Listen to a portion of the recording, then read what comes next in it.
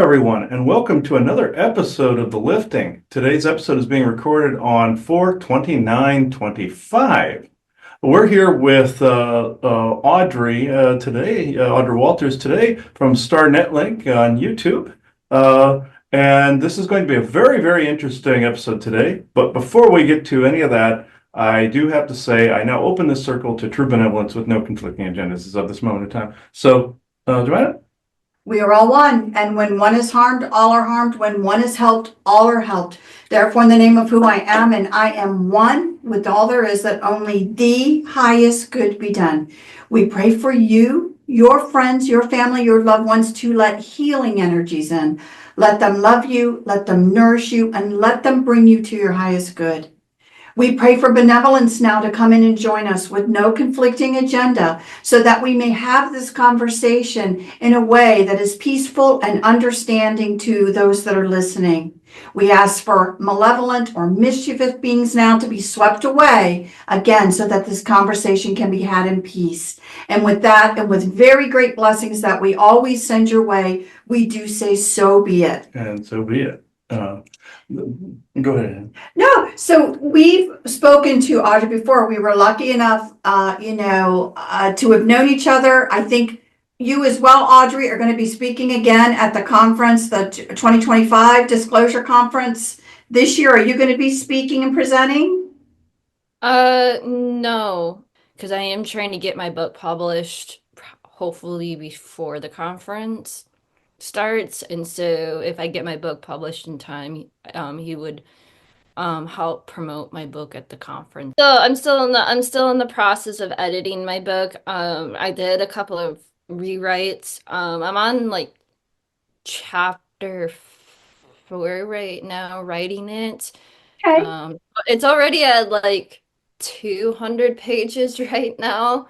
My goal was to get it to 300 and get it ready for publishing, but due to the fact that I have spirits and ghosts and galactics that come to me and be like, you need to put this in your book and give me ideas because they hear my spirit guys because I talk to myself when I edit my book and they're like, you have to put this in your book. You have to talk about this in your book. And so I've had the so same. I've just been slowly adding more and more sections and stuff. And so one of the things is that I'm adding diagrams. I am also going to be making a glossary towards the end of my book of all the like different terminologies that I have learned throughout my lifetime about different stuff. And essentially, it's basically a guidebook for people who are new to this community.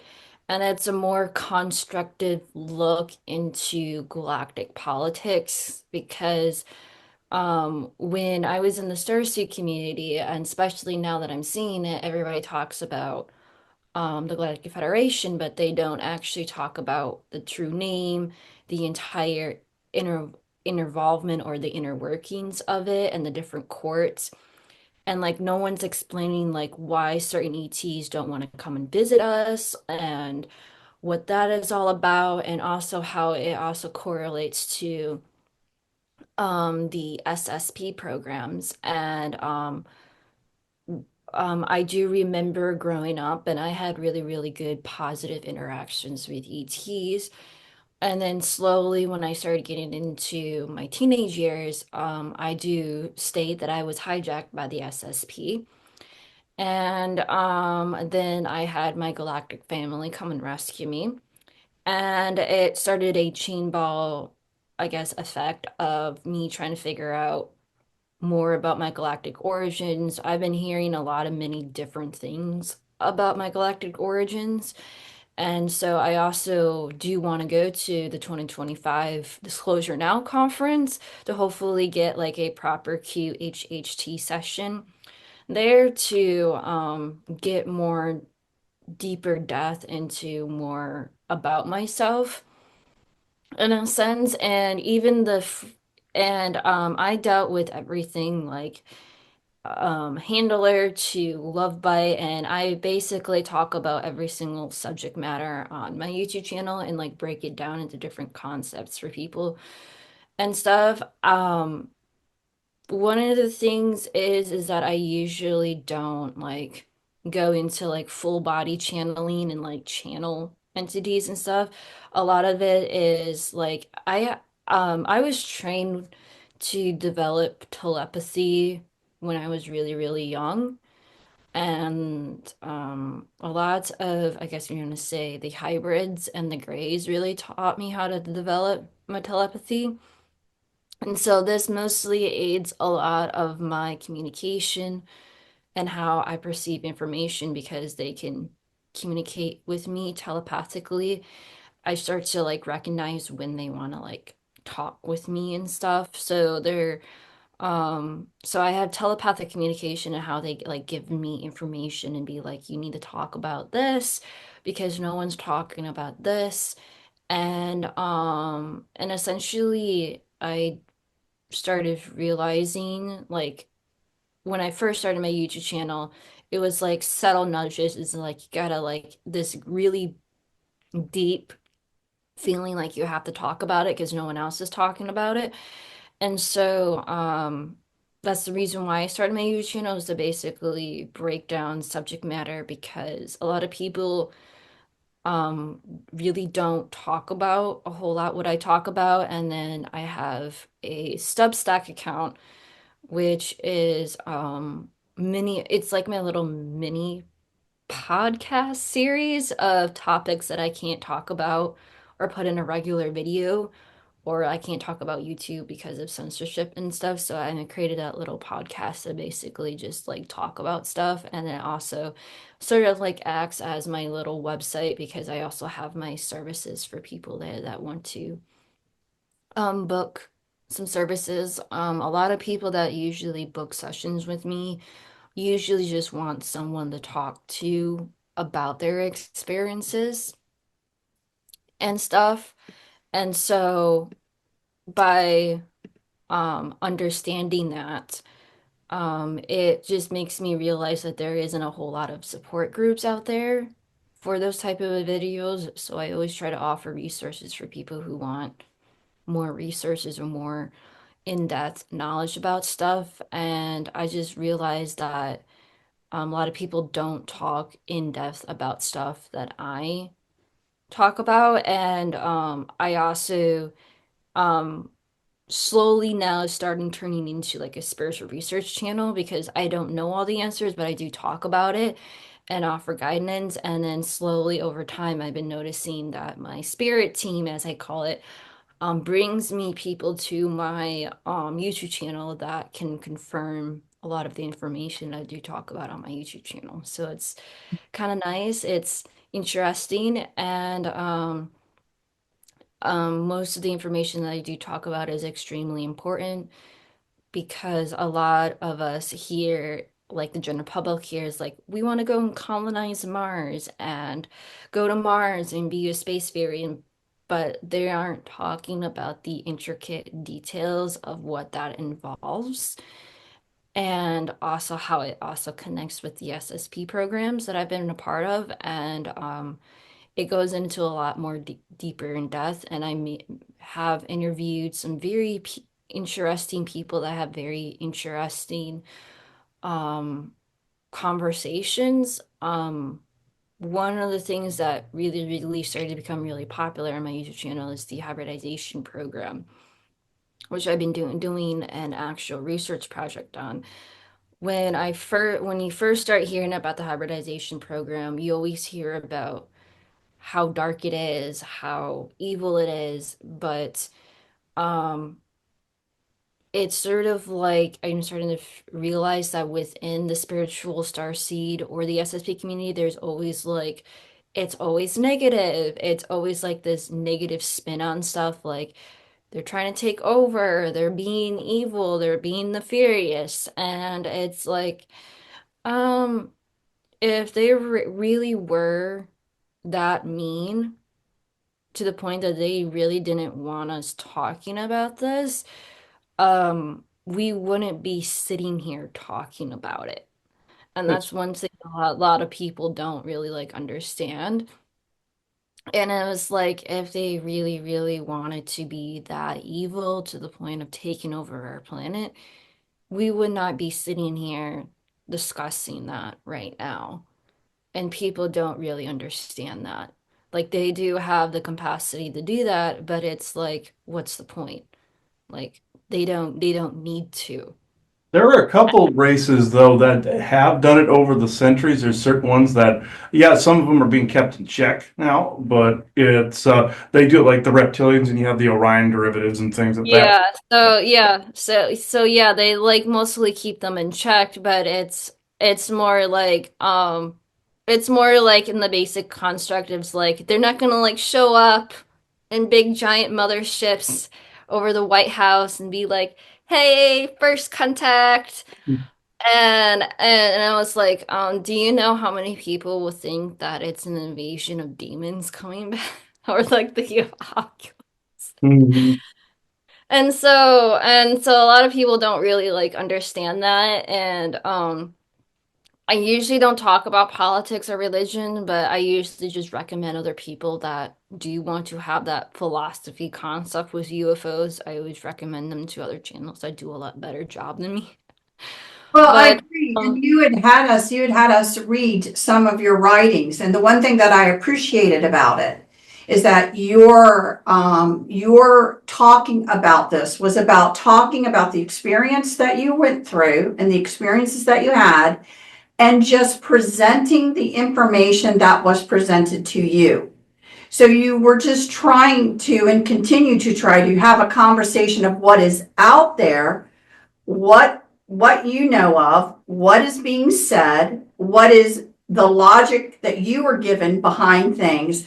But from what I have seen, is that the one thing that I can appreciate, because I wish news would do that here more, is it's just presenting the information. It's not really trying to spin an experience, explain an experience. It's more of just that down middle of the road. Let me just share with you what's happens. Let me share with you what's being said. Let me share with you things like this. And that's what I can really appreciate, as well as, which we agree with you, I think many people still are in the mind process that it's the wild, wild west out there because nothing out there actually already exists. It's very difficult for people to wrap their mind around that these organizations and their court systems and different things like that existed before we were here on this earth. And so these infrastructures out there are real. It's just that we don't have the knowledge of them. So I do appreciate the fact, in a way, that you're trying to do it in kind of a neutral way, in a sense, to just present the information to give people more to think about what is out there. People can come to their own conclusion, whether they feel their experiences represented something good or represented something not good. It's probably a mix of absolutely everything that, it's all out there. If it's here, I guarantee you it's out there. It's the one thing we're being told. And so people just need to more be given just the information of, this is my experiences. This is what I'm being told. I'm not trying to spin it one way or another. This is just it.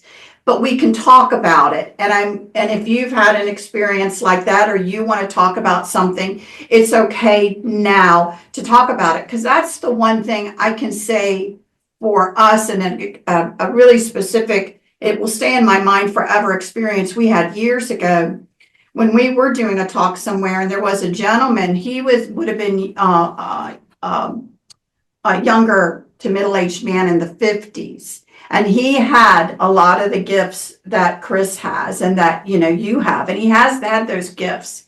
But during that time, the conversations could not be had. People were silenced completely. So to say now that, and he came to he just happened to come, and it was his guides that pushed him to come to hear us talk.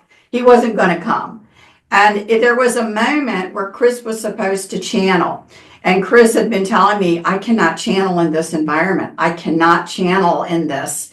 And Chris finally said, I'm really sorry. I wish I could explain what's going on, but this is not a safe environment for me to actually do any sort of channeling in.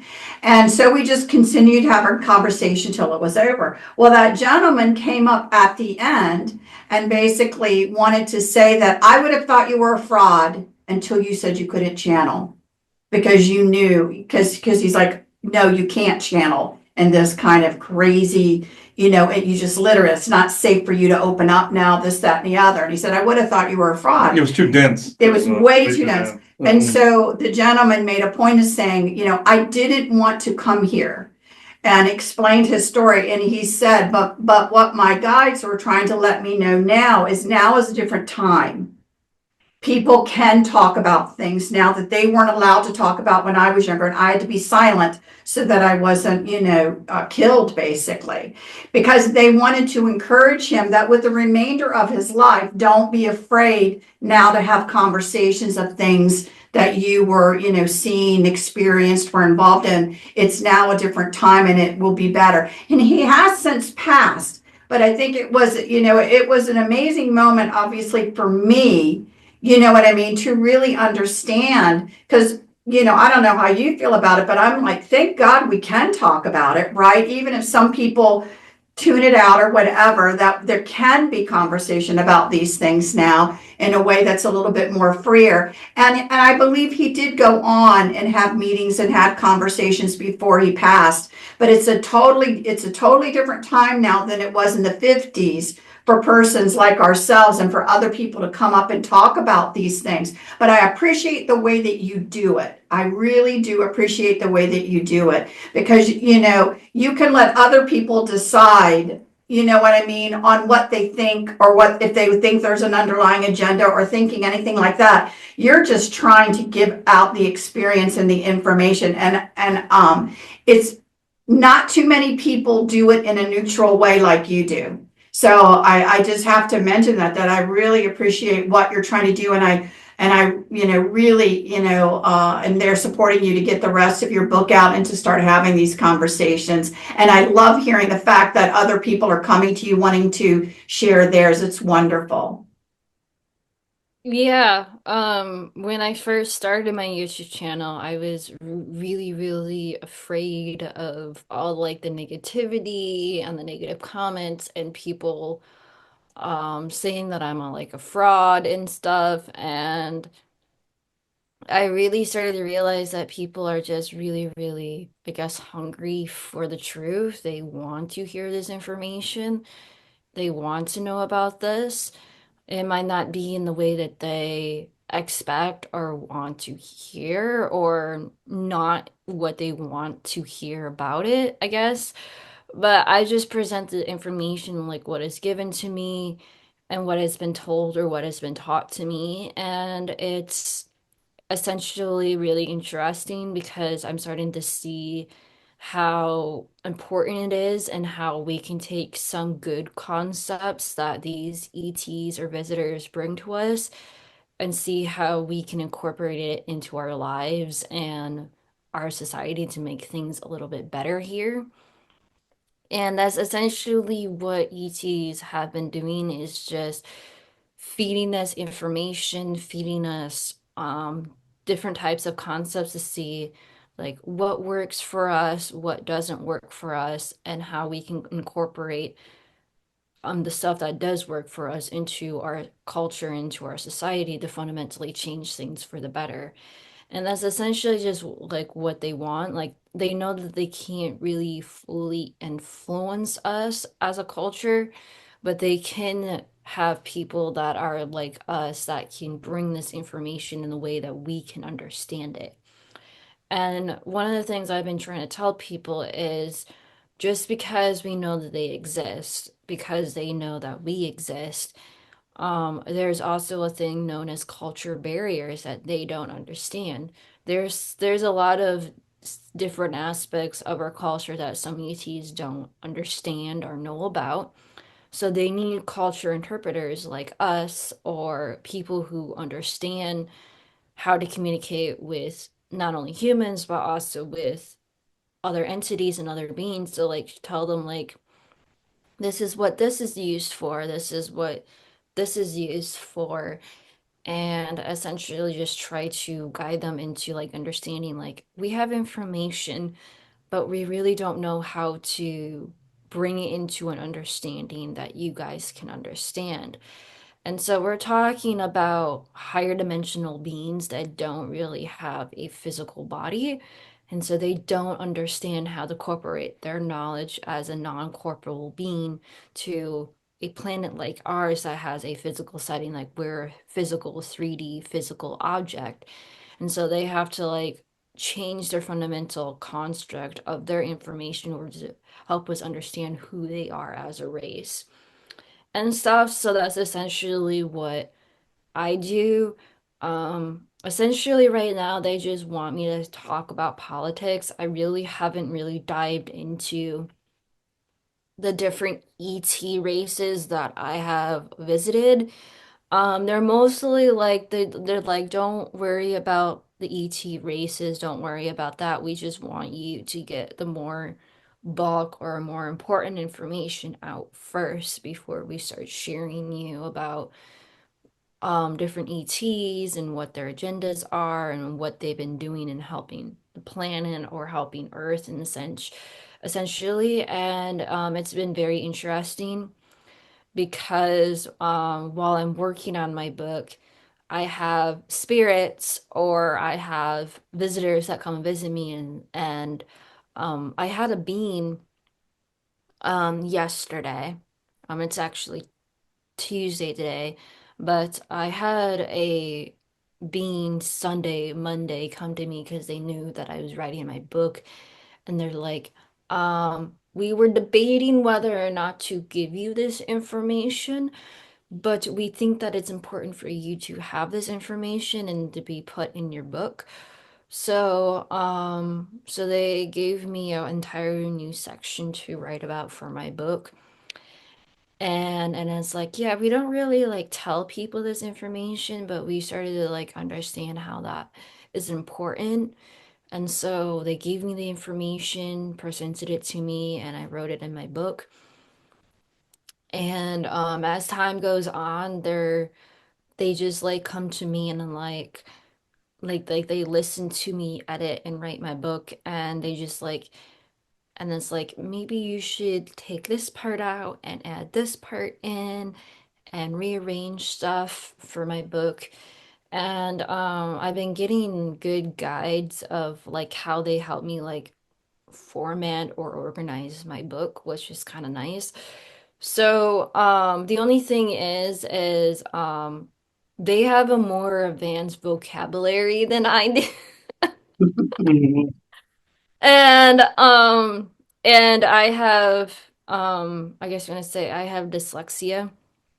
So when they give me a word or their advanced vocabulary, I'm also learning how to expand my vocab skill. Yeah, like I picked up all the curse words first, and like mostly the reptilian curse words at first. So it's like because they figured that was the easiest to throw my way. It's like we'll show you what the F bomb looks like. We'll show you what this looks like. We'll show you what this. It's like okay, that actually works, and I've actually used it a couple of times. People are like, "What the hell is wrong with you?" But I've used them a couple of times, and I know what you're talking about with the book. Anytime I write anything or do Q&A, and we were back to doing Q&As with different beings that want to make a statement or something like that, to answer a question. We're doing to giving the multiple voices a voice again this time, and I start doing it. If I let it go, like start at the beginning of the day, it will go on forever because like, excuse me, I have something to add to this. So yeah, Yeah. What is really, really funny is that I'm starting to see now on TikTok, you know how we use different divination tools like pendulums, um, and cards and stuff. So there's this popular lady on TikTok that I follow, and she uses a coin that has yes or no, and she spins it, and she allows and she answers stupid questions. And it's like, let's ask the spirit some stupid questions. Yeah, it's funny. And we're gonna spin the coin to see if they will answer it. And it's actually kind of interesting and funny. And it gains a lot of different responses, but I'm just wondering like what our spirit guides or spirits are like thinking, but I think they think it is a form of entertainment too. And it was like because they probably have the same goofy or bizarre questions that they want to ask us as a race, but they're afraid to because they don't know whether or not it offends us. And so this video or this thing, and I was like, well, there has to be someone to break the ice on the internet. And I was like, well, I guess it's gonna start because someone is asking spirits or like spirits around her to basically because what she does is that she answers the question, she spins the coin, and then she asks the question again while the coin is spinning. And she just lets the spirits to guide the coin to a yes or a no and stuff. So it's kind of interesting. And I'm pretty sure a lot of the, I guess want to say spirits or beings that are probably listening through us are probably like, yeah, we have a lot of those questions that we do want to ask, but we really don't know how to ask them. So it's kind of interesting and it just makes for very interesting conversations because it goes back to this quote that I learned is that ET beings are just like us but sometimes they have better toys. Right. Hmm.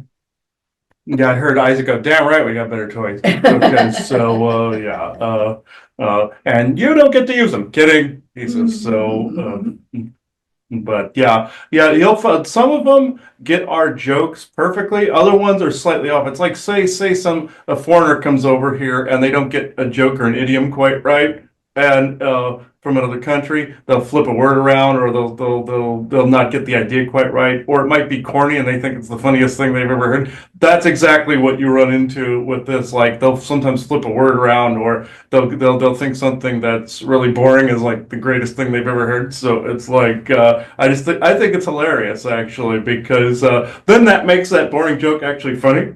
Or if it's something like really stupid and they're just like erupting with laughter, and like, okay, I guess it's funny now. But Oh, and it was like someone has to, and I mostly feel like I'm the brave one, because I used to be part of a channeling group back in my earlier days, back when I was like 18, 19. I had a really wonderful and beautiful experience with that.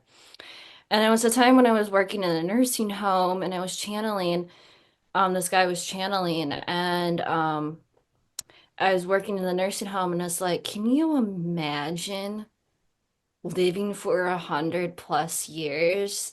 And it's like how much information or how much knowledge and stuff. And I can sense that the other being is listening to this, and I was like, can you just imagine how much longer these beings live for? And it's like, no wonder how they can get stuff done because they live longer than us. And I was like joking around, and I was like, they probably have the same thing of like, we don't like we understand why because you guys live shorter than this, but you guys do have some very interesting concepts.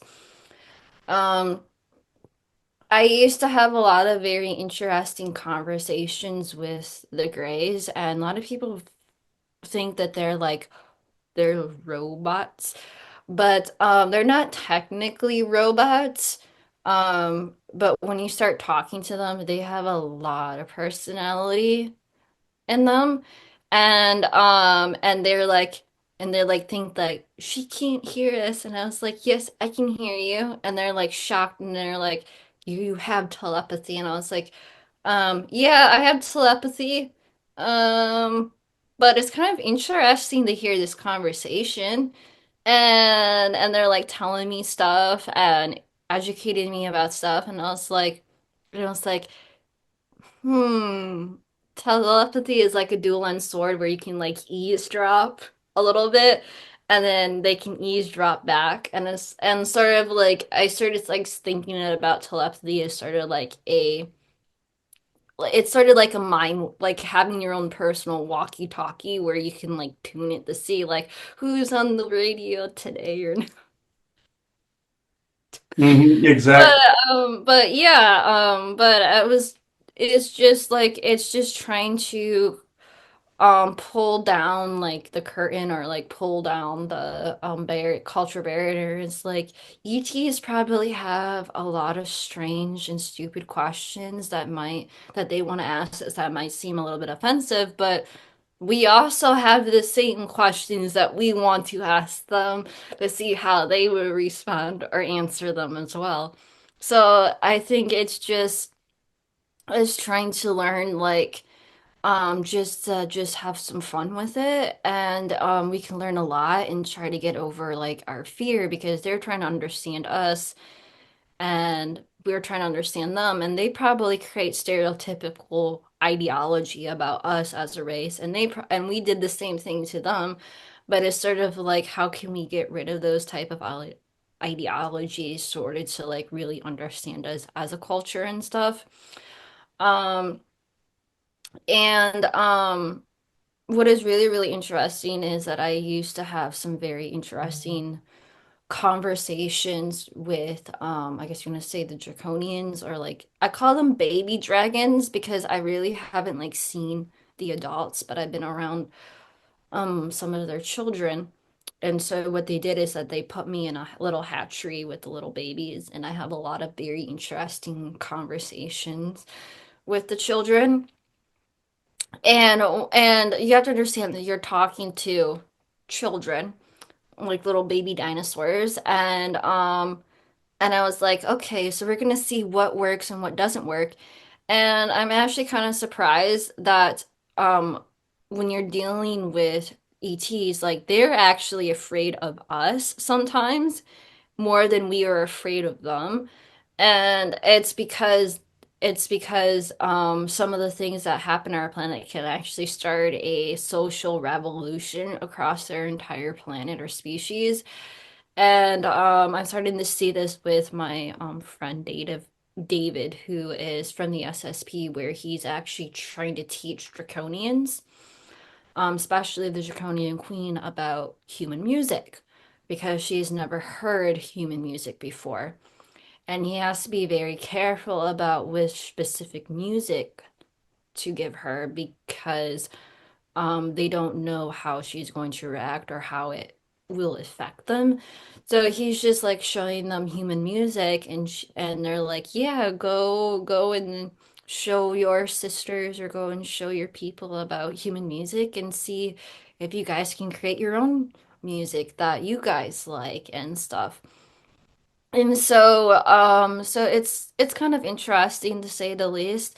There's many different things that ETs like from our culture that they wish that they could be a part of, like especially some of the hybrids that I talked to, especially with Arkeem Ra, where he was talking about how some of the hybrids love watching our sports. They would love to come down and go into like a sports bar with the rest of the humans and just watch um television just like us while we're in a bar and just enjoying the social life of drinking beer, eating wings, and enjoying our culture while watching watching American sports or like European sports and stuff. So yeah, people need to like understand that there's some things about our society that other ETs like, but they can't participate in because they know that if they did, we would be afraid of them or scared and stuff. So they just try to see how they can incorporate or try to redo it in their own type of society and culture. And I kind of like how cartoons over the years, like Rick and Morty and a couple of the TV shows, like to incorporate that into their TV shows. And I'm like, so it's sort of like giving the public like soft disclosure about stuff over time, but Oh a yeah, I lot. encountered that recently. I always use this as an example. There's a Mountain Dew commercial that popped on not that long ago. Showed all these aliens just sitting around with people just drinking Mountain Dew and everything. I'm like, okay, that is actually an ad for having, aliens around saying, "Oh, we're your bros, just like you," kind of thing, And I see it every now and again when we have the TV on during the day or something. I'll see that commercial pop up. Yeah, so it's kind of interesting. And like I had some thoughts because I'm like a culture interpreter. I like exploring different stuff.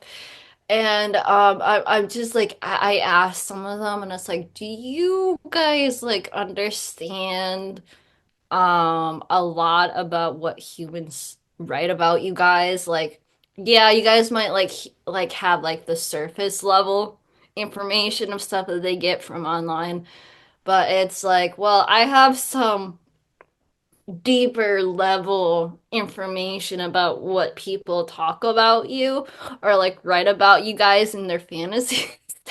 And I was like, I'm just like curious to like see like um I'm gonna and I was like trying to like I don't know how much I can give to them without like, but it's like I'm just gonna leave this book here and have you guys read it.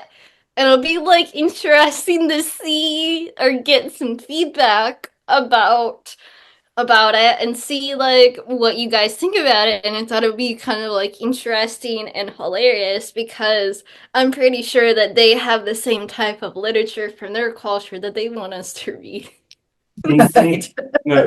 Exactly, and I found out they have some of our artwork and some of our like clothes and some of our artifacts and some of our things like that. They made a good example in Star Trek: Strange New Worlds where it was an episode called Tomorrow and Tomorrow Tomorrow where it's set right now, and you see an alien basically running an antique shop in that. So it's like okay, you got it right, and some of them will actually be in houses next to people. They'll be working shops. They'll be working businesses. I've actually run into quite a few, and I know when they're around because the sonic signature is vastly different, and sometimes they'll actually just talk telepathically through somebody else to actually speak, like what I do with channeling.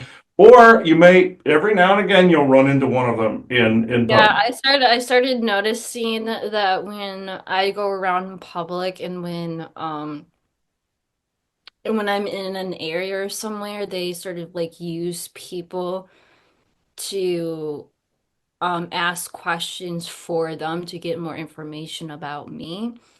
And I mostly feel like I'm like a reader because I can be like there like, something's not right. Like, and I was like, what is different? And they're like, you can sense us, you can see us, and it's like some of them are like kind of shocked, but they're like also like, yes, it's getting better. And you'll be kind of like surprised because there was a TV show that I was watching where a lady inherited a mansion and she has a bunch of ghosts. And a lot of people don't really like realize how much ghosts are like gossipers or like they love to gossip about stuff or like share. And I was like, I don't really think that a whole lot of people like understand like ghosts, and they're like, yeah, I got some really good juicy information about some drama that happened 200 years. That's funny. Yeah, I've run into that too. Some ghosts I've run into over the past couple of years have been kind of obnoxious, actually. But like they'll just hang out and either haunt or demand to be heard by throwing stuff, breaking things. I've run into that numerous times the past few years. I've only run into a few kind ghosts in the past, maybe a couple of years. The rest of them have been kind of assholes. So it's like. So I try to keep ghosts out of our place because they won't quit doing that. But I end up having to take them across the other side. But I've run across a couple of kind ones, a couple of really stupid ones they'll come into our living room and they'll look around and go, "I must be dead." No, I don't think you are. No, you walked through the wall. Stuff like that. No, I don't think you are. I think, did you come to the door? No. Was it a wall? Yes. Then you're dead. So I've done, I do that with them and they get mad at me. But I've done crap like that too. But yeah, I've run into the past year alone. It's like there's been this reboot where I've been reintroduced to several species again, like I was in the past. And I Yeah. started to get more and more back in that. We try to keep our circle tight, but all along I've actually been encountering, people think they're just Pleiadian groups, but they're broken up into the different race names and everything. I've been running into like Isaac, for instance. His actual race would be, we would consider them like elves, but it's they he's from a world called Lanulos. He's half human, half tall white, and then Elaine and Vesa, they're half human, half tall white as well, and they have the typical, one piece, uniform, black, purple, blue, white. You see those all over the place, like typical Galactic Federation-esque. Yeah, like and I was like when I was still living with my parents, I got this there was a crystal shop that opened up in the main mall. And all of a sudden I was like coming home from work one day and they're like, you got to go to the mall. And I had my spirit guides that are like, you got to go to the mall. You got to go to the mall. And I was like, why do you want me to go to the mall? And they're like, there's crystals that are calling you. And so I go to the crystal shop and sure enough there's like certain crystals that are like calling out to you because they remember you from like a past life. They're like, buy me, get me, bring me home. And I was like, I really wish that I could bring you home with me, but you cost $200. Yeah, or like a giant like skull or a giant crystal that costs like $3,000 or something like that. So it's like one of those really huge ones. Yeah. Oh, I've had that happen all over the place. Isaac, in particular, the first time I ran into him was at a flea market, and he's like, "Hey, what?" He goes, "I'm in the back of the room using a stone skull in the back of the room. Come find me." I'm like, "Okay."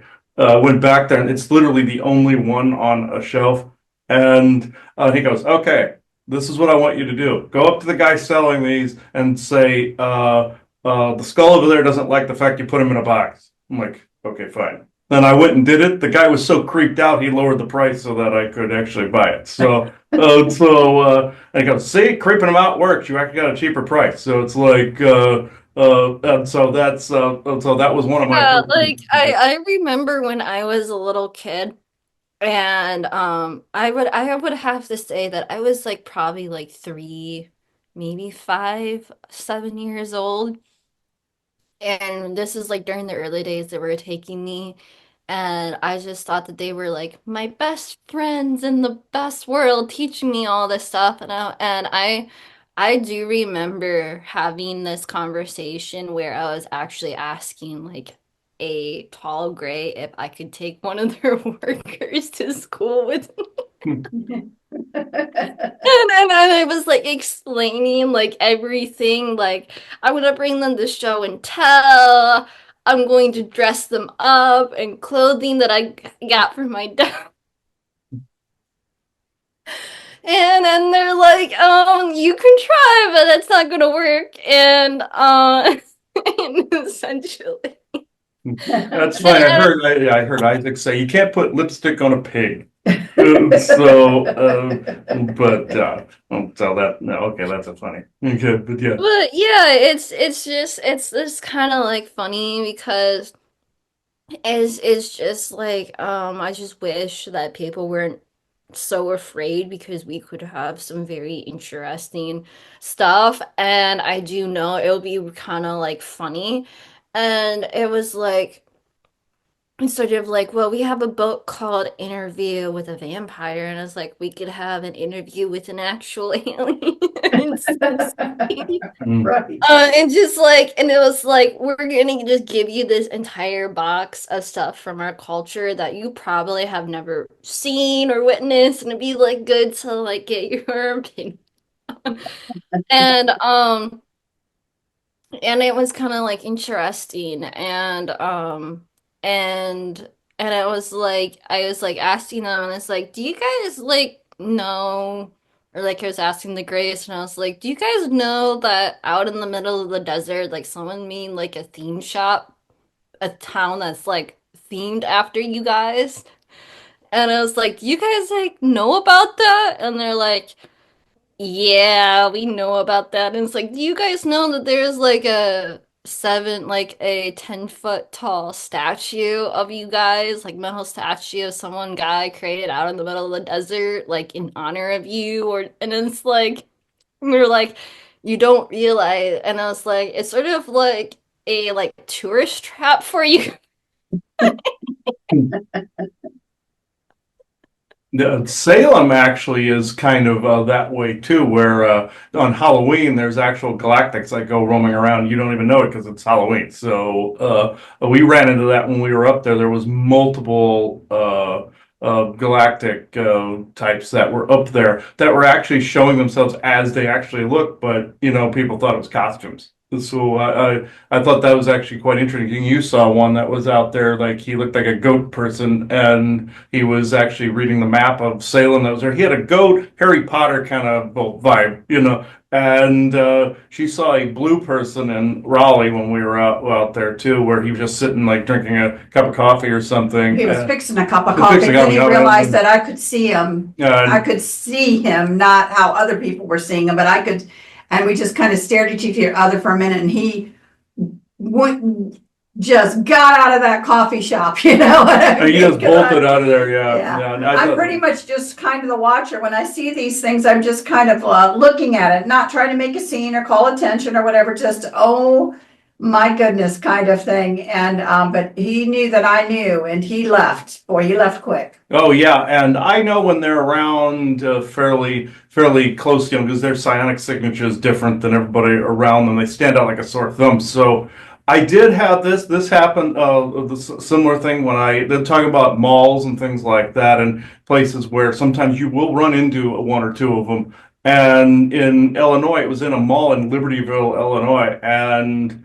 went into a Barnes and Noble, looking at the journals that were in this one place, this LeBlanc journals, and all of a sudden I'm hearing telepathic chatter nearby, just going back and forth, and then I heard it was a male and female, and I heard the guy go, "Oh shit, he can hear us," and I said, "Oh, you're an ET in here," and I look up.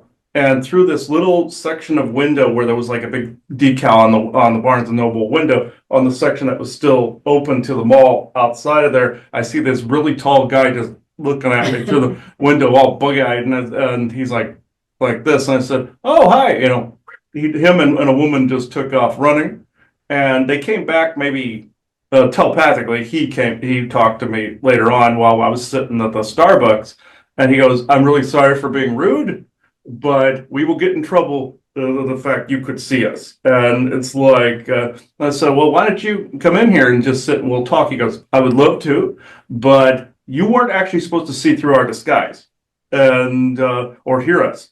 And I said, "Oh, so you realize there are others that can hear telepathically?" He goes, "We knew, but we did not think it would be in this spot." So he figured Libertyville, Illinois, he was pretty safe of not running into a telepath. Yeah, But I remember an experience that I had. I was in middle school and we had our middle school trip where they take all the kids that wanted to go to Washington, D.C. And I remember that there was a gift shop and so like there's like the subway and then there's like a whole bunch of underground shops and stuff where we were like buying souvenirs and stuff. And I distinctly remember that there was this class, and what was really odd about it is that they all had like white hair. Like all the children had white hair. Like they were like identical to each other, and there wasn't the adult. And they're like, "Oh yeah, that's a prep school that it's around here." And I was like, "Hmm, they don't look like children that I normally play with." But I was like, and so we were all in the gift shop, and I was like, And I was like talking to the other girl, and I was like asking her like, where are you from? And I was like, I'm from this school, I'm from like this state, and we can like, and then I remember the adult like trying to like take her out of the store because I was starting to like recognize her, like she wasn't actually human, like she was in hybrid and stuff. And I was like, oh, where did she go? And it's like we were talking, and then it's like, and I started realizing that we weren't talking verbally, we were talking back and forth in our head. Mhm. And I've run into that too, where yeah, you're telepathic and you're thinking you're talking to them, yeah. And then if there's other ETs around, they're going, oh, wait a minute, we can't do this right now, yeah. So I've run into that here, not so much. I mean, there's been a few recently, like I could feel some telepathic or psionic energies very recently. Then the forest people came to me and said, yeah, the three you discovered here in town, they're telling you leave them alone right now. They'll get back to you. It's like because I could sense them as we were driving around. I'm like, over, because I was going to go looking, and they're like, Yeah, please yeah, don't. and I'm at this state right now that if I do see something, and I was like, and it was like, let's see how much information I can get out of them. It's like, who are you? Where are you from? What you doing? What's your culture like? And just like take like a little notebook or like I think there was a radio station where a guy would like was like, yeah, I was gonna set up a landing station in my backyard, a little like guidebook of stuff, and give them a little bit of a little envelope of like human money, and see if they will come back and write about their experience or journals about human life and ask questions and stuff. And so it was like it'd be kind of like interesting to like set up a little station. And I was like, "Are you an alien?" Not on the routed data, like, holy Yeah, chances are, yeah, they're either talking to him or he is one. So that's usually the case. So, oh and yeah, just I've run like and just leave like and you know how you go to the mall and they're like, do you want to win a car, write your name, and it'll like, and then there's like a little stand that says, are you an alien, write about your experiences, and then That's funny. That's hilarious. It's been a while since I've actually had another, separate visitation from the beings we usually associate with. It's been quite a few years actually, and very recently had something, where my eye was damaged during a bout with shingles not that long ago, and I was getting rather upset about that. And it's like, I was sitting on the couch and I was getting kind of mad. I'm like, okay, there's beings out there that have the tech to actually cure me of this. How about somebody do something, And all of a sudden, I just hear this hum over the house. I hear the typical hum from a spaceship. And I'm like, okay, I haven't heard you in a while. And so I go to bed. Halfway through the night, I hear two beings yakking with each other out in the yard. One is debating on whether to help me, and the other was debating on, well, we have to teach him self-reliance, so he has to fix this on his own. No, he is actually suffering from this, so why don't we actually just fix it? So the two were going back and forth forever, and I didn't get to look at what they looked like. But on the one was the commanding officer, one was the subordinate, and it was the subordinate that was taking my side in the whole thing. And I said, okay, I don't want to talk to you. I want to talk to you, actually. But and then when I woke up, I get going towards the garage, and I see someone transparent, sitting in her office chair on the other end of the house. And basically, it was the other guy that I said, I want to talk to you. It was that ended up being that guy. And I couldn't clearly see him. He was slightly camouflaging his look, but I didn't feel threatened by him. He was fairly kind, and he said I'd be seeing more of him at some point. He just said, just call me Steven, and that's it, But it's been a while since I've conversed with ones that are outside of my circle usually, but I didn't feel threatened by him. I didn't really, there wasn't anything wrong. He was actually very, very kind. And he goes, yeah, my boss is kind of an ass. It's fine. You're good. You know, he was like that. So he's totally in the self-reliance thing. I'm more like, okay, he's actually had enough of this crap. I'm gonna help him kind of thing. So it's like so I got the guy that I was pointing at. So and I thought But that it was is cool. true. I think, we would agree with you from our experiences that you have what you have here on Earth with the different personalities, with the different, you have that out there too, with not total agreements with, you know what I mean? All of that exists out there. It's just more. I think what's hard right now for humanity is to understand how much more it is and that it existed before the earth was colonized and things like that. It's like there's a lot for people to get used to, and it will really change foundational belief systems, which is very, very difficult to do. So I like the one thing Isaac always wants to do, which you're doing right now, Audrey, is the humor side. Humorous, bring in some sort of lighthearted humorous, because that actually raises frequency anyway. The lightheartedness about it and the laughter about it is a good thing to, that can be done. So it's a lot because as much as we look at humanity with its good sides and its bad sides and all in between, it's exactly the same, out there when we get introduced to it. It's not just all, angelic, and it's not all bad. It really is everything in between. And that's our understanding, even with, as we were talking about what people refer to as the Galactic Federation and the member worlds and whatever. It's all like that. It's all like that. And so the interesting thing, I think, for us in humanity, because it's common, is what is our relationship going to be?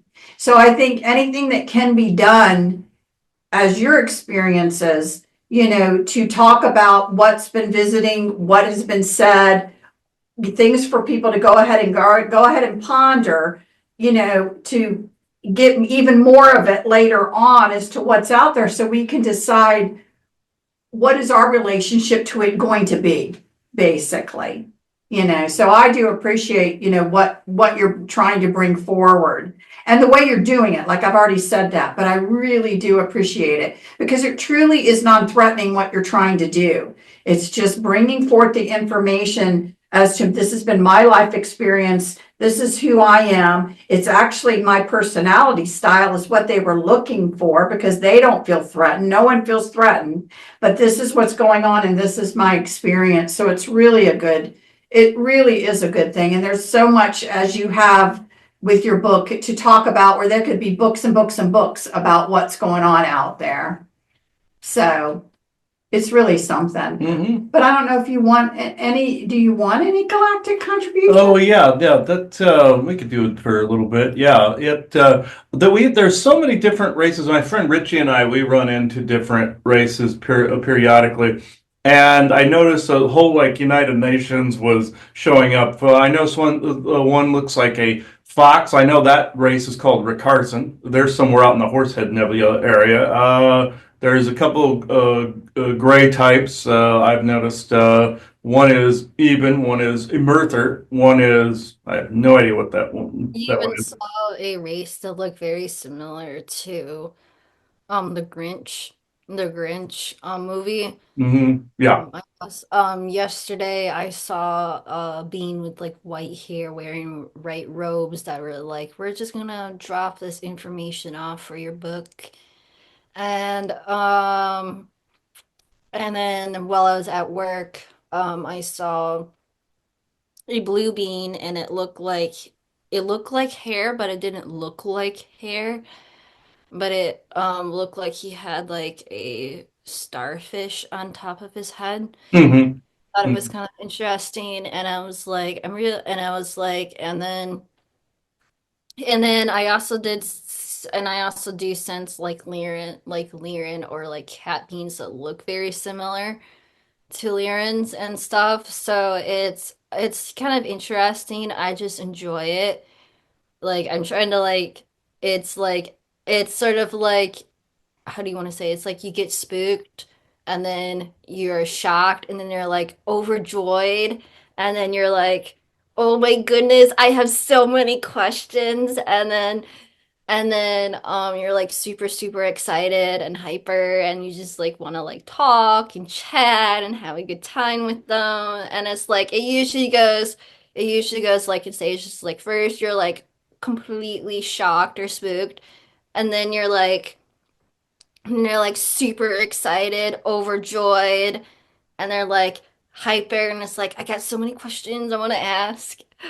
Mm. And um and so it's just kind of like interesting because you're like stumbled on like the holy grail, or like the holy like, oh, there's so much. It's so interesting to just like learn and explore and just have like a really really good time and stuff. So yeah. Yeah, yeah, I thought this was interesting. I was trying to see who was actually going to talk. Figured Isaac was going to, but I don't think he's doing that this time. So I can hardly see the one that's wanting to channel. He's masking what he looks like from me, but I'm not threatened by his energy. So I believe this is the same person that I was talking about before. So I do see a uniform though. The uniform is of the Galactic Federation medical division, it looks like. So I'm seeing like the medical emblems, or one of their medical divisions. Yes, I know they made more than one. Okay, let's see. Okay, let's see.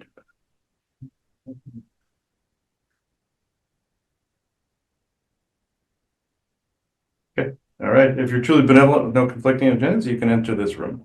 All right. Okay, yeah, you're fine. All right. All right, we'll just do this real fast. Okay, oh yeah, Crystal. I always have them go through here, and then I do the channel from this. But this using a crystal makes it so I can do it longer. So that's what I'll be using at the conference when I do this. So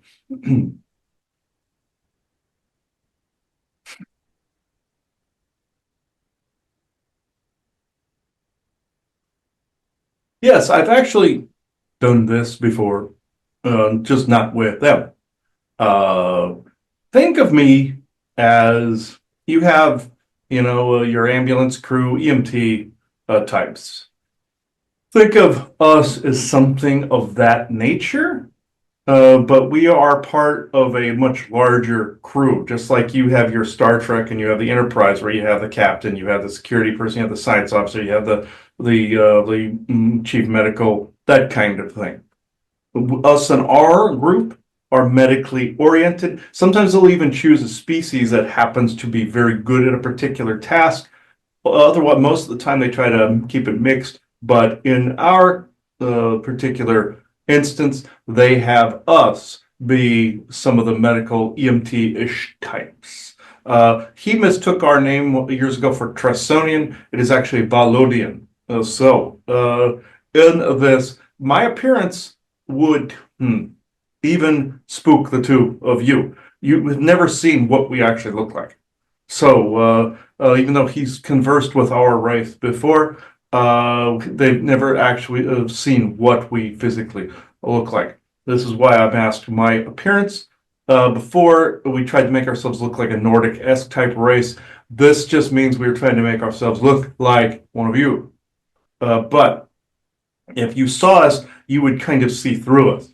Not necessarily transparent. That's a different race they use for their listening and vocal capabilities in either criminal detection type units or bounty hunting, things of that nature. No, you would see through us because it is a mix of transparentish energy and we do have a set of organs. We have a physicality, but there is a plasma nature to it. This is why we usually communicate via someone's light body. If they have an injury, we realign the codes in a photocopy, push that photocopy of codes back onto them, and then therefore the part is either healed or functioning again. This is how we would have to deal with Earth because of the different treaties and different policies and politics and all of this. But that prevent us from really getting down in the dirt. But we can disguise ourselves fairly well as one of you, just not for very long. If we would lose our disguise in your presence, you would see the sunlight actually go straight through our face, and that would creep people out. But this is why he couldn't discern what we actually looked like, because we don't look like you. We do have 2 arms, 2 legs, and organs laid out similarly and such, but it's the nature of our skin, the nature of the plasma core that we have within us. It would not be very appealing, let's just say, to people. And let's just say they're the closest thing I could actually honestly say that we would actually look like. You saw a Scrooge movie one time where you had a person look like a candle. So you saw this on Christmas, where the animated version with the candle, the Coast of Christmas Past candle. That's kind of how we are, but in a uniform and in a human shape. It's kind of like that. It's more of a plasma, not a will-o'-the-wisp type. That's more of an incorporeal plasmoid type form. Some of them are feral, some of them are nice, some of them are just plain asses because they choose to be. Nobody's judging, but with this, because we've worked on them before. With myself, though, I actually was assigned to this conversation because of the fact that he requested medical assistance with his eye. But I must say, yes, there are some that have gotten our assistance directly. I must say this for the record, there are policies out there when dealing with Earth that we don't always care for, but because we have taken medical oaths the same as some of your doctors, but at the same time, we are also on Earth overlooking some of your medical policy as well, to see what could be changed and what could be improved on, and what we could learn from what humans are coming up with too. There's some diseases and viruses we wish to cure. We do have the medical codes and templates and frequencies to be able to cure these things, or at least stave them off. And we can't always get past some of Earth's defenses and Earth's defense networks, and some of the humans would call it red tape. That's in the way of this. No offense to anyone listening to this. We understand some of the plights that are going on Earth, and will be one of the races that will come rushing in when we are allowed to do so. But in this instance where we try to help people, we have to follow the usual spiel of they come up to our ship and we put them in a frequency block by which then they remember what is within that frequency block. We return them and they don't remember. Your military are the ones famous for using the liquid syringes full of God knows what. So, not that I'm judging. So, I can answer questions. Audrey, do any come to your mind? Oh, what's a good question? What's a good question to ask? Well, I'm curious because you said plasma body, so I'll let you think about it. Because my curiosity is, so even in a plasmoid body, you do have a structure where you do have 2 arms, I'm assuming 2 legs, a head, you're humanoid in a shape. Mm-hmm. And it's and again, well, we were talking earlier about stupid questions. What about like bones, cartilage, things like that? Yes, technically plasma is a state of matter, last I looked. But we do have a skeleton-ish. It is more made up of, no, Isaac, it is not gas bladders, thank you. It is made up of, how can I put this? Like almost like ectoplasm, you would consider it. Ectoplasm is more of a dimensional byproduct, but it's more of the poo of the dimensional spaces. But in this, we have a skeleton that's made up of this partial, you would think cartilage, but is a partial semi skeletal cartilages, which type thing, whereas there is an ectoplasmic skeletal core. Our organs are made up of the same thing. If you saw one of us in our truest form, you would think we were some kind of amusement park decoration of some kind, like a balloon or some kind of water-filled bladder or something. But in fact, we do not have one drop of water within us. You have tons of it.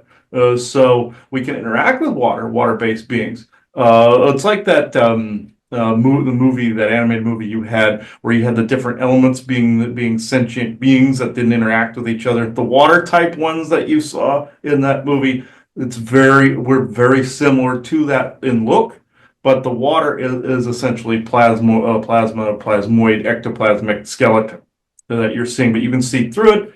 And if again we were taking your form, sunlight would pass straight through our face because your sun refracts through plasmoid skeletal forms like a prism. So we can't exactly keep up the disguise very well.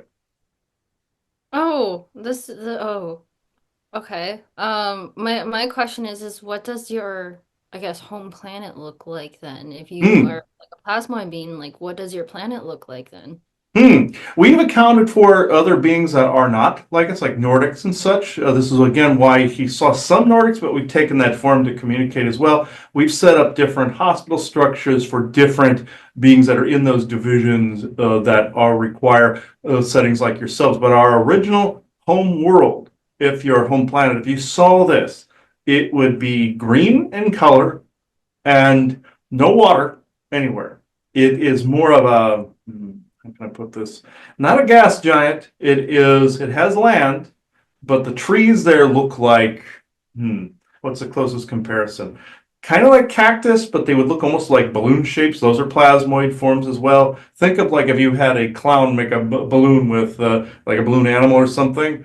Think of like a cactus that looked like that. And he's seen a clown make a cactus like balloon before when he was in the Southwest. So this is exactly what I'm talking about. It looks like something you would think of out of a cartoonish, but it's not. It has luminescent colors everywhere. There is a fog that rolls in and out, very much like a tide. We do have thunderstorms and electricity and such. And also, we have created environments on the planet that Nordic type species can enjoy. The Even homeworld, they did something similar where they carved out an area for humans at one point. Much to their chagrin, they like dirt for whatever reason, but desert. But with us, we like this.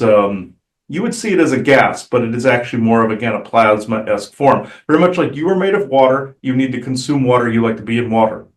We are made up of plasma. We like to have plasma around, and it comes and goes like a tide because it is the fifth state of matter. So, from your perspective, anyway. And there are cities. Our buildings look like, I'm going to describe the buildings, similar to your own, but not made of stone.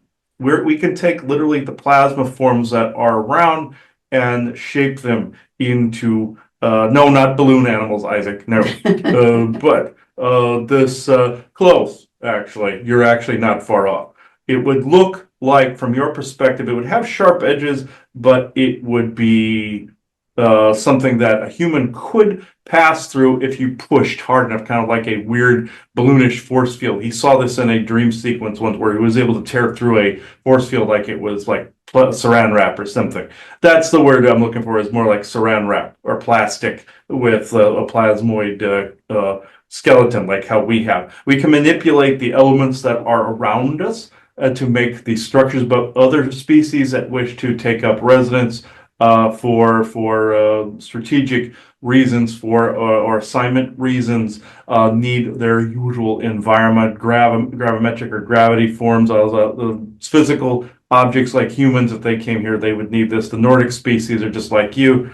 They need this as well. I hope this answers. Yeah, so how do you then come, if you came on Earth, because I guess I'm trying to envision, do you have to wear a safety suit or something because you're not in your normal gaseous type environment? We cannot breathe your oxygen, nitrogen atmosphere. We need a breather you could say that we are put in kind of a fishbowl type of setting. We can actually make it look like we're not in a suit, that we are actually just walking around like one of you. But again, your sun and your Earth's magnetic sphere and energetic core tends to reveal our presence quite easily. And we did not necessarily count on this particular effect that your planet has. You have such a plethora of energies here and beings that come and go, and even the war-shattered Bifrost from ages past has its own luminescence. You have the worlds within worlds, dimensional spaces. We can't compete with that. Our world is not like that. Our planet is not like that, I should say. It's not quite like that. We have dimensional spaces we can occupy, but your Earth tends to take the cake, you would say, when it comes to anomalous energies and energy vortices and portals and such that what you would consider weird beings would come and go from. We have to wear a suit that literally would contain our gases within it, very much like you would have to have a breather underwater in the aquatic environment, or with like your mer people would, if they come on land, they can adapt to the oxygen and nitrogen atmosphere as long as there's not too many pollutants in the atmosphere. This is why they bitch the loudest when you have too much garbage around, which, okay, but like you would say, they don't clean it up either. But anyway, we've dealt with them multiple times, the Myrmidon. But with us, the suit you would see us would look like an old-timey metal type of suit, like you see in an old sci-fi movie, like Robbie the Robot or something from Forbidden Planet or something, or from Lost in Space or something like that. It's like this weird, like cylindrical casing that is actually quite uncomfortable, but it has to be made of a particular metal and particular frequency resonance and a particular shape that it must take in order to function, kind of like your dilithium crystals in your Star Trek program. It has to be in a particular shape. And it'd be like if you tried to cram yourself inside of a still. It's quite uncomfortable, but in order to walk around and have the disguises, we have to have that. So if you see somebody walking around like they have rickets, that's probably one of us. So with the bow legs, because we don't, it's weird walking around on your planet with the gravity and the energies and everything. So I hope this answers. Yeah. Oh, I guess we can answer like a fun question. Hmm. What I guess you're gonna say, like, what do you find the most important or most fascinating stuff about our culture as humans? Like, what do you find fascinating, or what do you like the most about our Hmm. culture? This the most fascinating would have to be a mix between art music, because musical notes and frequencies tend to affect our state of being. Even say if somebody drove by blaring their bass or something on in their car, and if even we had a disguise up, we would look like we were rippling, like the Matrix was malfunctioning or something. Again, this is why we can't walk in populated areas. We would creep people out doing this. Also, I know you like to keep this PG-13, but more sexual type things as well. Not the negative stuff. No. This fascinates us because it's coming not from a, hmm, more from a perspective that you were thinking, but more of a curiosity type of thing. We know there's a negative and a positive side to this. We're more interested in the energy frequencies they're in because humans tend to be a mix of different cultures from out in the galaxy, and those particular cultures have a particular resonance frequency for every single thing they do.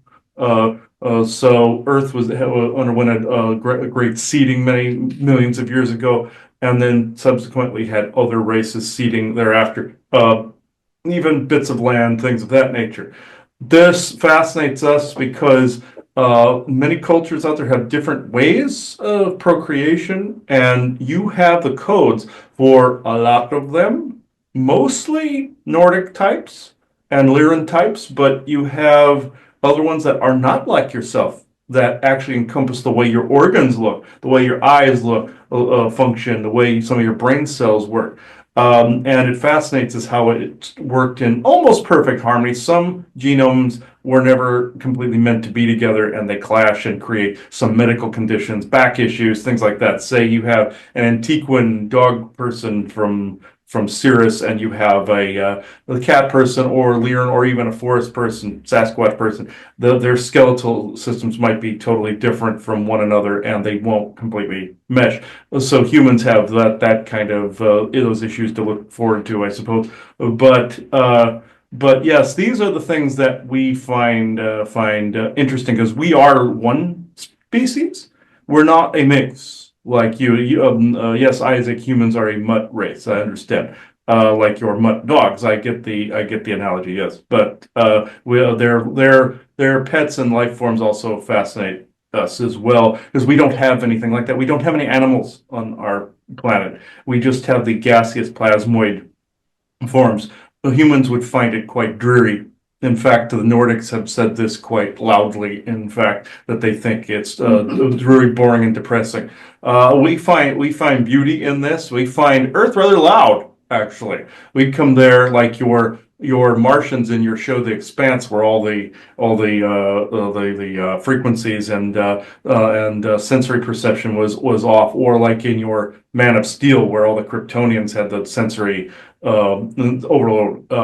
We tend to get that when we come to Earth, but we adapt fairly quickly. You have a plasma environments on Earth very similar to our home planet in some of your more bog-like areas, and this is where some of the will-o'-the-wisp type of beings tend to congregate, but they don't like us traipsing into their territory. But that would be the area where we would have to live if we would move to your world or your planet.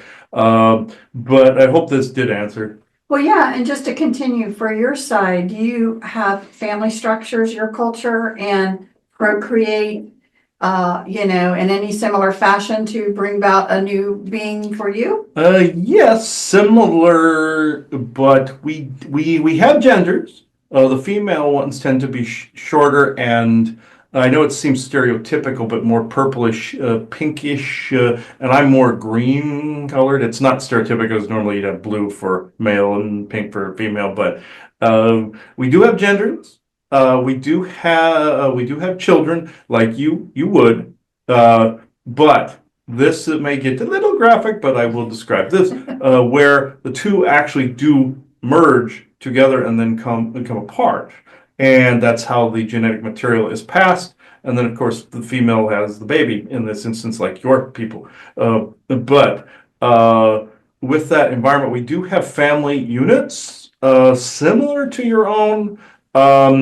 We would go out into a boggish looking area and actually give birth in that particular environment. And we don't give birth to just one. It's usually dozens. Oh. So it's more of these plasmoid. You would swear one of us is erupting sperm. So that tends to, ironically, it's going the other way around in appearance. So this, I told you it was graphic, but yeah, we give birth to a tribe when it takes place. It's very similar to like in your Futurama, where you had your lizard-looking individual, and they would touch to transmit genetic material, and they would give birth to a whole group of them, or like a frog with tadpoles, things of that nature, creatures of that nature that you also have on your planet that are very similar. Your will-o'-the-wisp beings, minus their crotchety nature, tend to do something very similar, where their anatomy allows for a bunch of little, you would think of them as fairy lights coming off them, but they're not even close to being this. It's this plasmoid gaseous type form. We're not related to them. They're native earthers. They actually evolved in the eras of the Titans back in the time, millions and millions of years ago. They could be considered a Titan-esque form, but if you ask them, they would just see themselves as more of an elemental form. I guess Titans fall into that category too, but think of them as just, no, Isaac, they are not a Titan fart, thank you. But, well, I suppose, because they have the gas. Yes, yeah, I get it. But he knows they can hear, and he's making fun. But anyway, they tend not to want to talk. too much. They are also the ones in your Arthurian legends that would be more of the Lady of the Lake type of scenario. They called themselves more of the Duad type form, but that's not their actual name. Neither is Will o' the Wisp. They gave an abbreviation of a name that it's hard for humans to pronounce. So just like I'm using the name Stephen, that's not my actual name. None of you could pronounce it at all. Not even close. It's more of a sound pitch that is not even close to what your brain can comprehend. No offense to this, you're just not in the frequency subset to do it, or sets to do it. Hope this answered. Yeah, but and then when you birth a tribe, how long does it take those little ones to now grow up to be considered an adult in your society? You take 9 months to give birth, and you take 18 years to become to an adult. That would be, what's the phrase I'm trying to come up with, would be more of a gun in mouth moment for us if we had to wait 18 years for this. With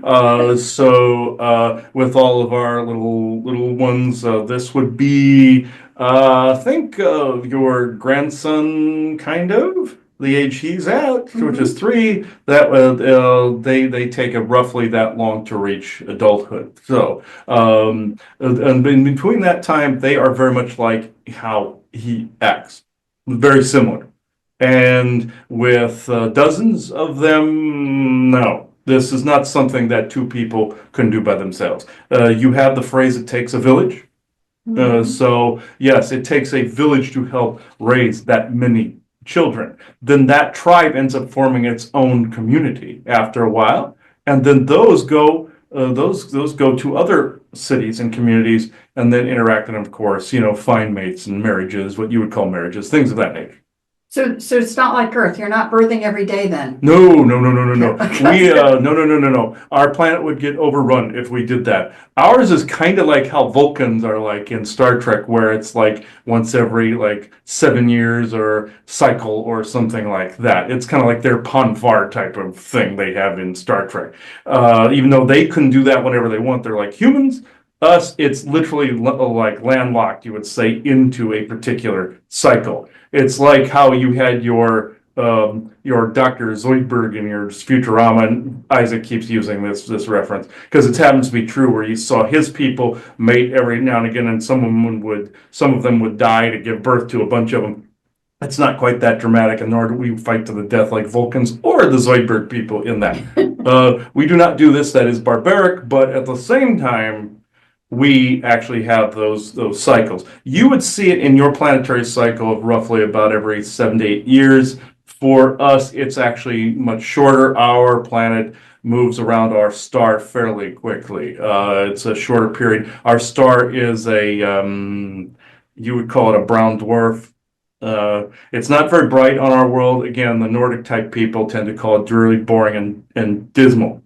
Like a dismal swamp type of setting, and they do not like being posted on our planet. And I can't say as I blame them if they are used to bright colors and mountains and hills and forest trees and seas and oceans and desert. So, most of their planets are like yours.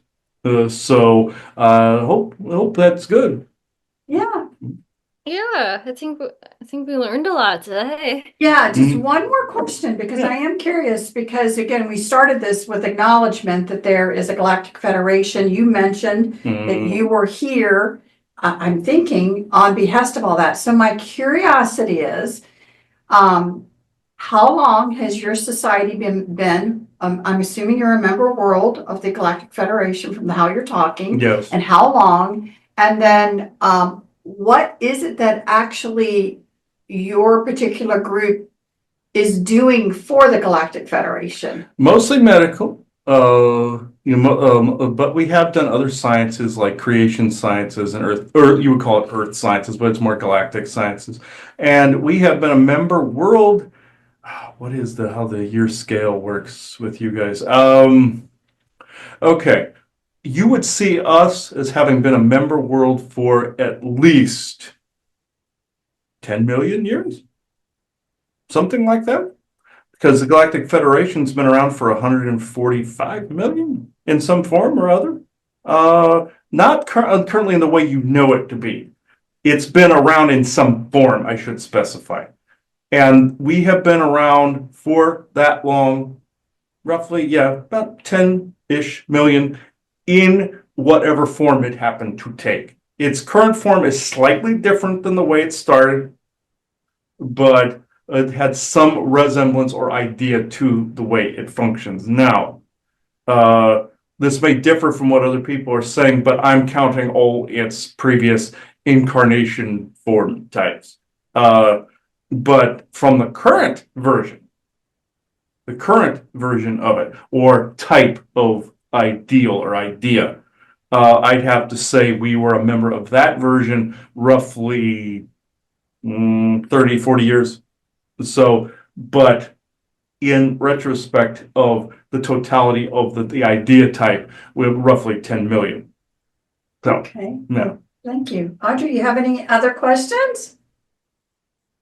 Oh, I guess, do you guys have any like sports like we do? Like, do you guys have like entertainment or sports like we do? Hmm. Yeah, we do not necessarily to the elaborate nature that your races do. We have music. We do have something you could resemble as a sporting event, though some of the Nordic races out there would comment and say that this is dull as well, because it's essentially a kind of a light show where we lights in like kind of like rings or something like this. How can I describe? The closest description that I could equate to one of our sports is like basketball or lacrosse, but it is more with lights and light shows and everything. It would look almost like a small little like laser pointer display if you guys were seeing it from your perspectives. They find it boring, but you guys would see it as more like laser tag in a way, and mixed with basketball or lacrosse, or even a rugby-ish type of setting, but more of in a light version or gas version type of that. And it's not as, say, violent type as some of your races and some of the Nordic races out there are known to do. They have kind of like a soccer version out there and a kind of like a basketball lacrosse mixture out there already. That's why I brought this up. It's think of a mixture of basketball and lacrosse where they just use a little net to throw them at another net. They think our sport is boring. We're watching them throw a ball into a net somewhere. But I know they're listening, so we just throw it back at them. And we've gone to their events before, and we sit there with the equivalent of one of you looking at your watch like this. But they do that to us too. So, that is really the only sport we have. The would be the equivalent to kind of throwing a ball in the net, but it's more with light and gaseous forms because that's what we have around. You guys have everywhere from rubber from trees to make balls to rocks to stone to water to string you can make nets out of, cloth, all of these things. You have a plethora of resources. We have basically gas. It's like the same thing. Like if you guys were in a mud pit for like 1,000 years, you guys would try to come up with different ways of using the mud to make pottery or make a ceramic ball to play with sports or like dolls or things of that nature. We have gas and plasmamoid forms. So this is what we have to work with. This is why we're called boring. Oh, good. Well, thank you. I'm just going to let you say any last words that you want to talk about yourself or your culture. Yes, if humans, whenever humans get to see us as we are, just know that I know you have all been told the horror stories, and yes, there are a plethora of things going on that your own governments have propagandized, but there's also some negative aliens that have also shared in the propagandization. And yes, there are negative oppressive forces out there. I have I'm not doubting this at all. I have no doubt this is actually true, and because I have seen these things with my own. Well, I guess I don't have eyes, but you get the idea. It's more of like a light beam gaseous type of thing. He's comparing me to the new, Isaac's comparing me to the new Robbie the robot that had that one hole in the center of his face, or that alien that was in your Quantumania movie that had that one thing as a head, with the light beam in the center. So it's like that. Just know that these hateful groups out there are getting you to see one facet of what's out there, the negative facets. And yes, you need to talk about these things because these are true history, like your Orion Codex, for instance, and all of these other things that you've talked about. But there are good things out there too. There are good timelines out there. There are good universes out there, good dimensions out there, and good species out there, both corporeal and not. And then just know that you will see the totality of this. Do not just focus on the one aspect that you are being spoon fed. Yes, there are true aspects to what is being said. Very true. It's also been propagated by your secret space program, programs, I should say. A lot of the negative things, like from the time travel programs and all of these things that you've seen, a lot of the negative things. But the reason that's not always being contested is because some people out there want you to just show that half of the yin yang. There are good things out there. Just know there is good out there that wishes your highest good at heart. Just know this. I'm not trying to bloviate, you would say, but or audition for a part, or however you would say it. But there are good things that are out there right now that do want to join you there on the earth. But you also have two things in play: legislation out here mixed with some races do not agree with making open contact with the Earth, and you have a bunch of nuclear warheads pointed outward from the Earth. There, you get a bit of a conundrum there. Not saying all humans are violent. I'm not going that route. I'm just saying some of them with the tech are. So I will leave it there. Do you have any further comments, questions for myself? No, I just really appreciate you coming in and talking. Yeah, thank you so much for coming through and talking and sharing this knowledge. Thank you so much. Yes, thank you. Thank you. And for anybody listening, I know there's creepy stuff out there, creepy thoughts, creepy things like this happening all over with V2K and creepy entities and such. Just know it will not be like that forever. Just know this. So I thank you.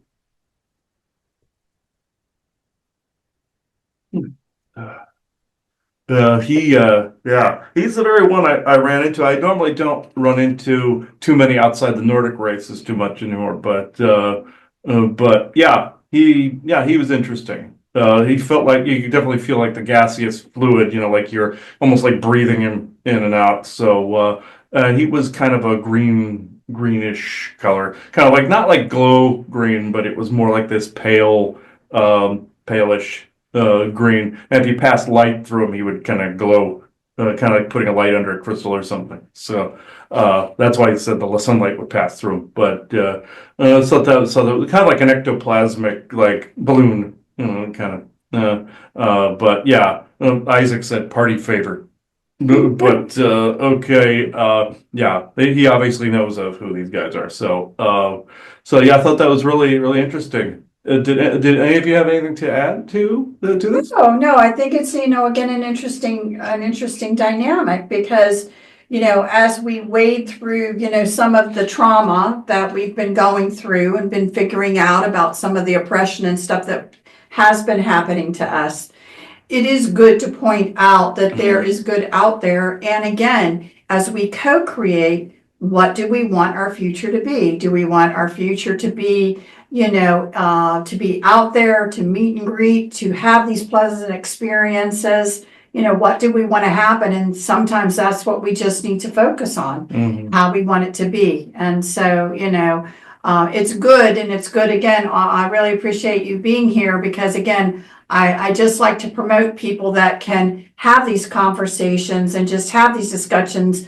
more in just a neutral way. Here it is, make of it what you want and, make your own judgments, your own experiences. But I just want to expand and let everybody know all of this is out there. So we really appreciate you coming on and talking a little bit about it today. Yeah, thank you so much for having me on and sharing my knowledge. But yeah, thank you guys for having me on. I appreciate it. Mm. Yes, did you have anything you wanted to advertise or a link to send people to or anything like that? I have my YouTube channel. I have my Substack account, which I'm hoping now that I have some more free time that I'll start using a little bit more as my website. And I'm also in the process of trying to write my book. So, that's also in the work in progress. I also have I guess you want to say a work project, which is I'm creating what is known as our own type of human council in a sense of spirituality. We're supposed to have like our first broadcast meeting May 17. It's probably going to be like pre-recorded, but then it's probably going to be posted on different people's medias and stuff. And it's just for us as the Starseed community, metaphysical community, to just come together from different ears around the globe and different backgrounds to just like discuss something that's going on in our community and just talk about it and stuff. It's a work in progress, but it's in the beginning stages. I'm kind of surprised of how many people actually like volunteered already, but we're close to like having like 12 people already in the group. So we're having like our first meeting May 17 on a Saturday, I think it is. And it just be interested to see where we are, and it's just gonna be just a basic introduction of like what our goals are, what we want to get out of it, and essentially just hopefully get more people from different, I guess you want to say, different areas around the globe. I was actually kind of surprised that we actually finally got someone from Africa to Hmm. join.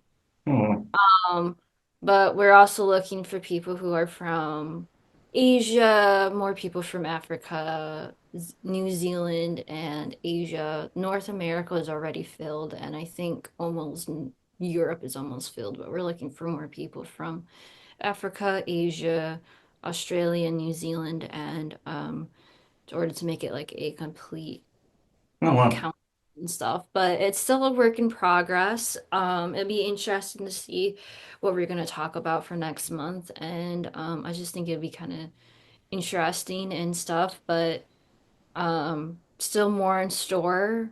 Now that I'm out of school, I have so many different stuff that I want to talk about and explore and have some good conversations with, but yeah, but thank you guys so much for having me on your show and sharing my knowledge and stuff like that. So I really appreciate it. Yeah, thank you. Yeah, no problem. Yeah, it was great having you on. So I think we're at this point where we can close this out, everybody. It was great having her on today. So, and having a new race make an appearance here. So now at this point, I'm closing the circle within true benevolence with no conflicting agendas of this moment in time. So thank you, everybody, for watching this show. Bye-bye now. All right, that was pretty cool, actually. That was cool. Uh, yeah, I'll get this edited up as quick as I can do it, and I'll get it up. It'll probably be in the next. I'm gonna say next. No, I suppose I could get it up there either next week or the week after. But yeah, I got a couple behind it at the moment. But yeah, I've had to shove a lot of stuff out real quick lately. So Well, it's good talking to yeah. you, and I wish Yeah, you great luck with everything. yeah, thank you. I appreciate it.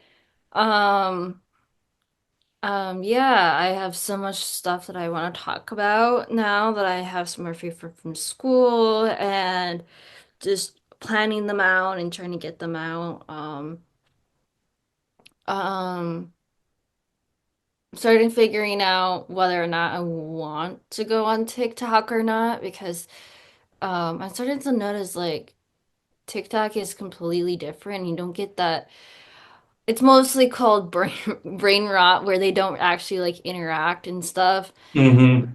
But I'm starting to notice that I'm starting to find people from our community, and I was like, hey, maybe we can start a show on TikTok. And so I have to talk with a couple of people that I know to see if they can like we can start like a little show on TikTok to get more insight and stuff. But yeah, it's new. I'm kind of excited because I'm almost like finished with my book by how much energy and effort.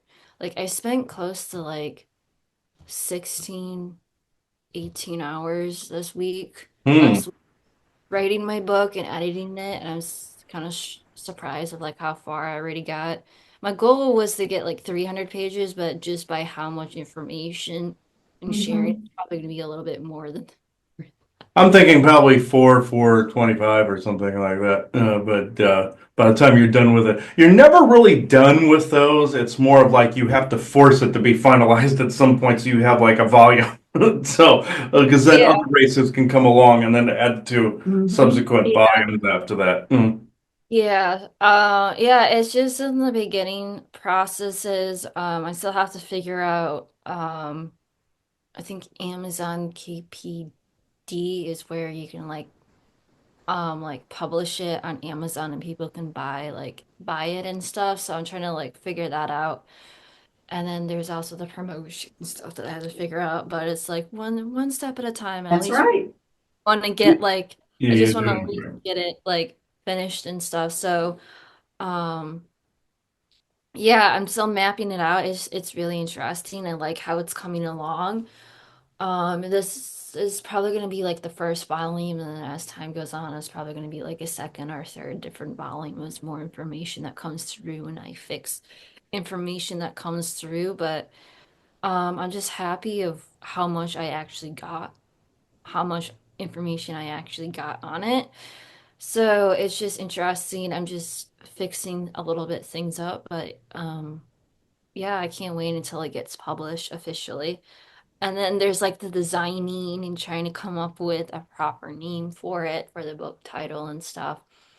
But everything is like in a work in progress.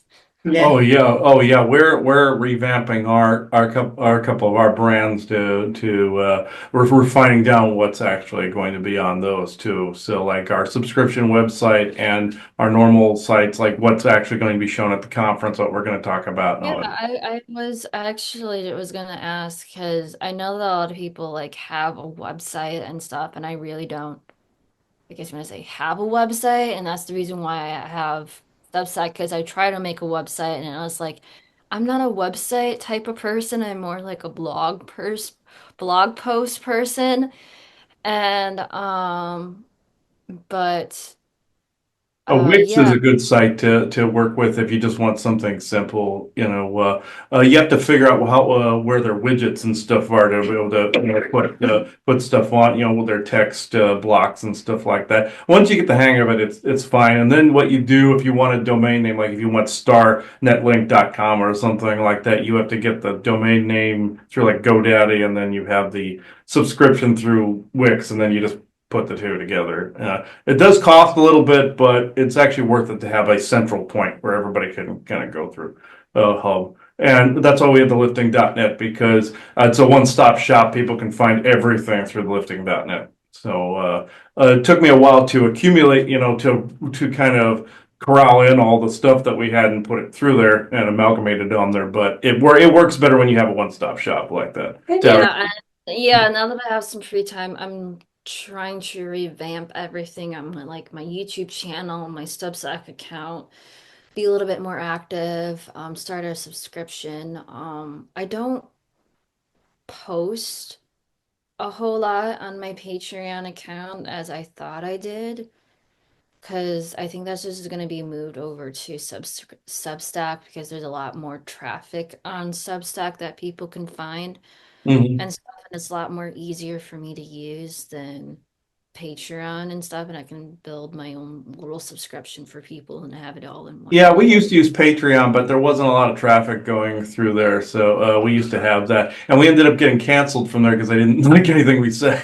on Vimeo and Patreon. So back in the days when they really were canceling people, we did get canceled. we got so. nailed. So it's like we got nailed. So yeah, like Rob recently, Rob Khalil, he got nailed big time on his Oh yeah, YouTube. like he was close to like 20K, Oh 25K, wow.